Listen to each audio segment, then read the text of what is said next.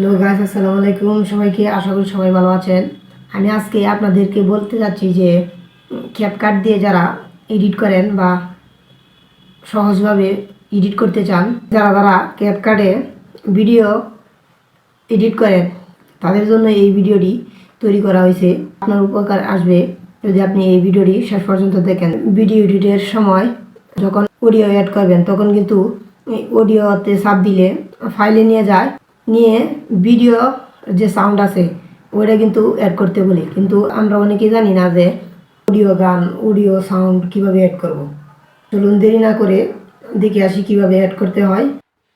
প্রথমে চলে আসলাম মোবাইলের গ্রিন স্ক্রিনে, তারপর চলে যাব ক্যাপকাট অ্যাপের ভিতরে,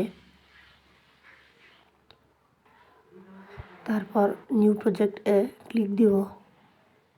তারপর যে কোনো একটা ভিডিও নেব ফাইল থেকে, তারপর অ্যাডে ক্লিক করব,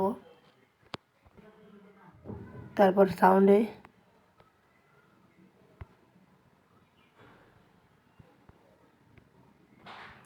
তারপর ফাইলে